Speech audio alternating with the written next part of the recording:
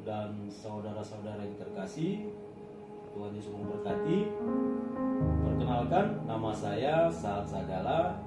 Saya mahasiswa dari Universitas Tarunan Sampit, Kalimantan Tengah. Di mana pada kesempatan kali ini saya akan menyelesaikan proyek pada mata kuliah agama yang diberikan oleh Ibu Serika sebagai dosen pengampu pada mata kuliah ini, yang akan menjadi persyaratan untuk saya menghadapi UAS. Puji Tuhan, pada kesempatan kali ini di sini saya akan menjelaskan atau memaparkan bagian-bagian dari proyek yang akan saya selesaikan. Yang pertama adalah arti dosa, yang kedua keselamatan yang dari Allah, yang ketiga kesombongan yang menghancurkan. Namun pada awal proyek ini di sini saya akan memaparkan apa itu arti dosa. Dosa adalah konsep yang sangat penting dalam iman Kristen karena merupakan pemisah antara manusia dan Allah. Alkitab mengajarkan bahwa dosa adalah pelanggaran terhadap kehendak Allah yang sempurna dan menyebabkan keterpisahan serta perpecahan hubungan dengannya. Dosa juga membawa konsekuensi serius, baik dalam kehidupan sekarang maupun kehidupan kekal. Yang pertama, arti dosa menurut Alkitab.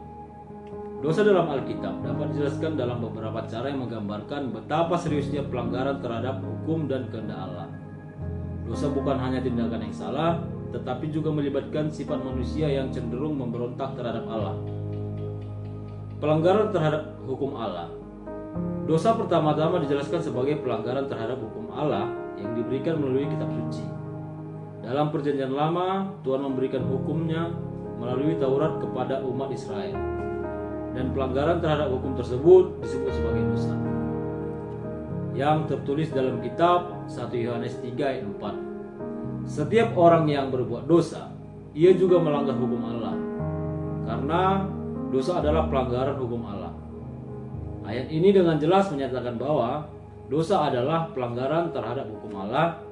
Ini berarti dosa adalah tindakan yang bertentangan dengan standar moral, etika yang telah. Berikut yang bisa saya jelaskan terkait arti dari dosa, di mana di sini kita pahami mengapa Tuhan Allah sangat membenci dosa. Karena dosa sebagai pemisah antara manusia dengan Tuhan Allah. Selanjutnya pada kesempatan ini saya akan menjelaskan keselamatan yang dari Allah. Keselamatan yang dari Allah melalui Tuhan Yesus Kristus berdasarkan Alkitab.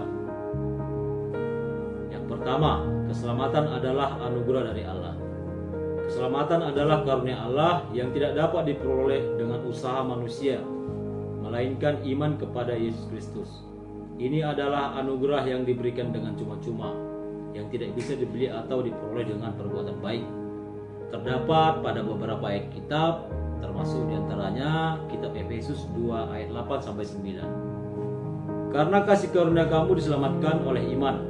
Itu bukan hasil usahamu, tetapi pemberian Allah.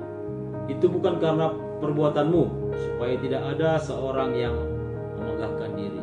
Ketiga terdapat pada kitab 1 Yohanes 1 ayat 9. Jika kita mengaku dosa kita, maka Ia adalah setia dan adil, sehingga Ia akan mengampuni dosa kita dan menyucikan kita dari segala kejahatan. Pertobatan adalah pengakuan atas dosa dan menerima Yesus sebagai Tuhan dan Juru Selamat. Itu adalah langkah penting untuk mengalami keselamatan. Selanjutnya, keselamatan dan hidup baru dalam Kristus. Keselamatan tidak hanya membebaskan dari hukuman dosa, tetapi juga memberi hidup baru kepada orang percaya. Ketika seorang percaya kepada Yesus Kristus, ia dilahirkan kembali dan dipulihkan untuk hidup yang penuh dengan kebenaran dan kedamaian Allah. Terdapat pada kitab 2 Korintus 5 ayat 17. Jika siapa yang ada dalam Kristus, ia adalah ciptaan baru. Yang lama sudah berlalu, sesungguhnya yang baru sudah datang. Selanjutnya pada kitab Roma 6 ayat 4, kami dikuburkan bersama-sama dengan Dia oleh baptisan dalam kematian, supaya seperti Kristus dibangkitkan dari antara orang mati. Selanjutnya, keselamatan adalah kepastian bagi orang percaya. Bagi orang percaya, keselamatan adalah kepastian yang tidak bisa dicabut. Allah yang menjamin keselamatan itu, dan tidak ada yang dapat merebut dari tangan Tuhan. Terdapat pada kitab Roma 8 ayat 38 sampai 39. Karena aku yakin bahwa baik maut maupun hidup, baik malaikat-malaikat maupun perintah-perintah, baik yang ada sekarang maupun yang akan datang, atau kuasa-kuasa, baik yang di atas maupun yang di bawah, atau sesuatu makhluk lain tidak dapat memisahkan kita dari kasih Allah yang ada dalam Kristus Yesus Tuhan kita. Selanjutnya terdapat pada kitab Yohanes 10 ayat 28 sampai 29. Dan aku memberikan hidup yang kekal kepada mereka, dan mereka pasti tidak akan binasa sampai selama-lamanya, dan tidak ada seorang pun yang dapat merebut mereka dari tanganku. Selanjutnya, keselamatan yang mengarah kepada kehidupan kekal. Pada poin ini, keselamatan yang diberikan oleh Yesus Kristus membawa orang percaya pada kehidupan kekal, yaitu hidup yang tidak berakhir bersama Tuhan di surga. Terdapat kesimpulan yang bisa kita ambil. Yesus Kristus adalah inti dari keseluruhan pesan Alkitab. Ini adalah anugerah dari Tuhan yang diberikan secara cuma-cuma kepada setiap orang yang bertobat dan percaya kepada Yesus Kristus sebagai Tuhan dan Juru Selamat. Keselamatan ini tidak bisa diperoleh melalui usaha ataupun perbuatan baik, tetapi hanya melalui iman kepada Yesus Kristus yang mati di salib untuk menebus dosa manusia dan bangkit untuk memberikan kehidupan kekal. Setelah menerima keselamatan ini, orang percaya dipanggil untuk hidup baru dalam Kristus yang dipenuhi dengan kebenaran dan kasih Allah. Baik, berikut yang bisa saya paparkan terkait keselamatan yang dari Allah beserta kesimpulan yang sudah diberikan. Selanjutnya pada kesempatan kali ini, puji Tuhan, pada saat sampai di tahap ini saya akan menyampaikan ataupun memaparkan kesombongan yang menghancurkan. Jadi untuk Bapak Ibu dan teman-teman terkasih, kesombongan adalah perasaan atau sikap diri yang menganggap diri lebih tinggi atau lebih baik daripada orang lain. Biasanya disertai dengan merendahkan orang lain, dan perspektif rohani, kesombongan sering dianggap sebagai salah satu sikap yang sangat merugikan, baik dalam hubungan dengan sesama maupun dengan Tuhan. Jadi adapun definisi dari kesombongan adalah berasal dari bahasa sombong, yang berarti sifat atau keadaan di mana seseorang merasa lebih superior atau lebih unggul daripada orang lain. Ini bisa muncul dalam bentuk kesombongan intelektual, kekayaan, kedudukan sosial, atau bahkan dalam hal-hal rohani. Kesombongan juga bisa berarti keangkuhan dan bentuk penolakan terhadap nasihat atau penilaian orang lain karena merasa lebih tahu atau lebih baik. Yang kedua, kesombongan dan kehancuran. Kesombongan seringkali menjadi penyebab kehancuran dan kehidupan seorang. Alkitab dengan jelas menunjukkan bahwa kesombongan tidak hanya merusak hubungan antara manusia, tetapi juga hubungan seseorang dengan Tuhan. Allah membenci kesombongan dan mengingatkan kita bahwa pada akhirnya kesombongan akan membawa kepada kejatuhan. Selanjutnya terdapat beberapa ayat Alkitab tentang kesombongan, yang diantaranya adalah Amsal 16 ayat 18. Kesombongan mendahului kehancuran dan tinggi hati mendahului kejatuhan.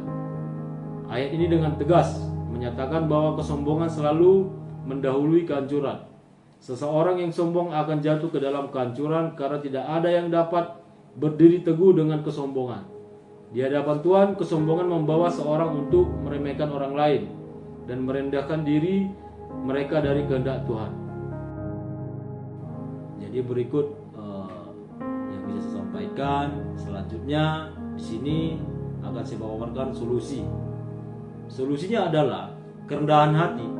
Untuk menghindari kesombongan yang menghancurkan, Alkitab mengajarkan kita untuk hidup dalam kerendahan hati dan menghargai orang lain.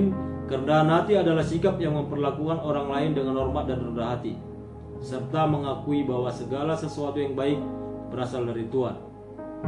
Adapun beberapa ayat, salah satu yang saya ambil adalah dari kitab Filipi 2 ayat 3 sampai 4. Janganlah hendaknya kamu melakukan sesuatu pun karena perselisihan atau karena kesombongan, tetapi hendaklah dengan rendah hati yang seseorang menganggap lain lebih utama daripada dirinya sendiri. Jadi, adapun kesimpulannya, kesombongan adalah sikap yang tidak hanya merusak hubungan antar manusia, tetapi juga memutuskan hubungan kita dengan Tuhan. Allah menentang orang yang sombong, tetapi memberikan kasih karunia kepada yang rendah hati. Kesombongan membawa kepada kehancuran, sementara kerendahan hati membawa kepada penghormatan dari Tuhan dan hubungan yang baik dengan sesama. Kita perlu terus berusaha untuk hidup dalam kerendahan hati, mengikuti teladan Yesus Kristus yang meskipun adalah Tuhan, tetap merendahkan dirinya untuk melayani manusia. Puji Tuhan, Bapak Ibu, saudara-saudara yang terkasih, sampai dengan saat ini telah selesai saya paparkan dan simpulkan apa arti dosa. Yang kedua, keselamatan yang dari Allah. Yang ketiga, kesombongan yang menghancurkan. Saya berharap apa yang saya paparkan dan kesimpulan yang sudah kita saksikan bersama dapat menjadi hal baru, pemahaman baru yang bisa kita aplikasikan di dalam kehidupan kita sehari-hari. Baik, terima kasih Bapak dan Ibu dan saudara-saudara yang terkasih. Terima kasih. Jangan lupa komen, like, share, dan